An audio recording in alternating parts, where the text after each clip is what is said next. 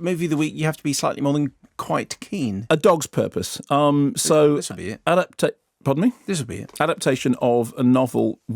Okay, fine. Directed by Lasse Hallström, who, amongst other things, made My Life as a Dog and, more importantly, Archie, A Dog's Tale. So, Josh Gad provides the voice of the dog, who, over the course of the movie, which lasts 5 decades, is variously reincarnated as different dogs. Same personality, but different dogs. Because obviously, dog lifespans are shorter than human lifespans. So the idea of the story is that a dog spirit inhabits a number of different lives. So he's a golden retriever puppy in one story. He's a police department German shepherd in another. He's an unloved yard dog in another. He is a St. Bernard mix in another. And throughout, we hear him offering a kind of sort of, faux naive take on the world and on the humans, that he can say, what are the humans doing? Well, oh, I love this. This smells so fabulous. This place smells of goat. And, why are those humans licking each other's faces? So it's got that kind of commentary going on all the way through about what the humans are doing. And the human handlers range from a young boy who has the puppy to, later on in the movie, Dennis Quaid. Here's a clip. I'm going to make a bet you're hungry.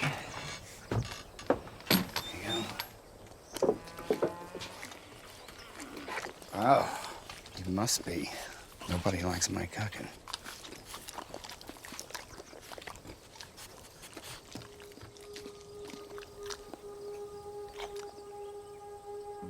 Don't look at me like that. You can't stay here. You gotta go home. You belong to somebody.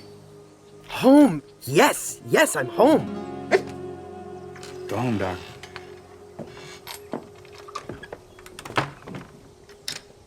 Go home.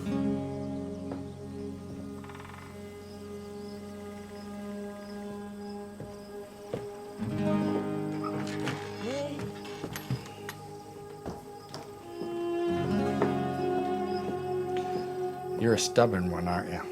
And yes, indeed he is, and that's sort of part of the story's charm. Now, you may remember that back in January, A Dog's Purpose made the headlines because, in a bad way, that there was a video clip that was released on some news sort of streaming site, TMZ I think it was, that apparently showed a stunt dog in the movie being mistreated, being forced to jump into some water that it didn't want to go into.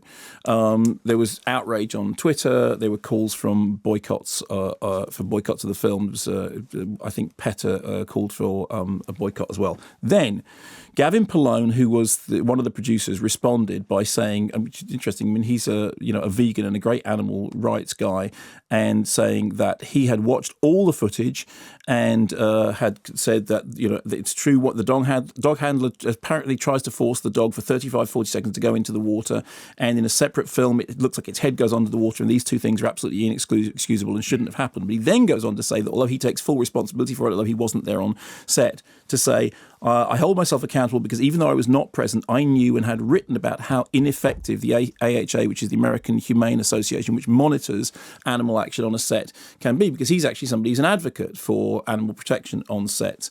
Then pointed out that the dog involved was quite well. There was then a full investigation. Later on, I think it was about a month later, the AHA issued a statement which said, independent third-party investigation conducted by a respected animal cruelty expert into the treatment of animals and filming of Dog's Purpose concluded that an edited video given to the gossip site TMZ mischaracterised the events on set. The decisions by the individual or individuals who captured and deliberately edited the footage and then waited longer than 15 months to release the manipulated video only days before the movie's premiere raises serious questions about their movies and ethics.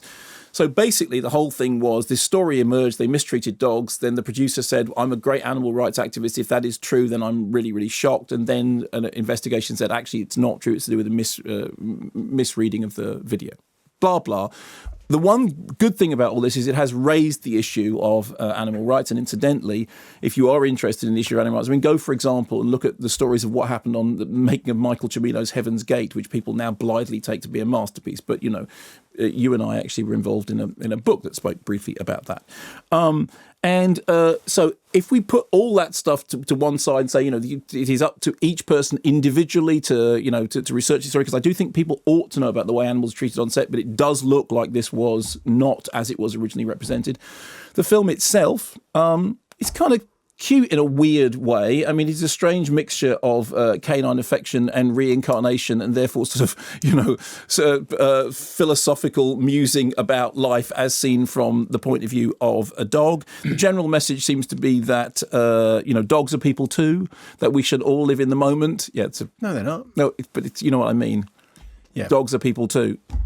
Never mind. We should all live in the moment. We should all stop and take time to breathe the air and look at what we have around us, because we're all a bit, aren't we? Yes. We're all part of the great big, Like to natural buy the melting world a pot. Coke. And I have to confess that by the end of it, I did have a little something in my eye.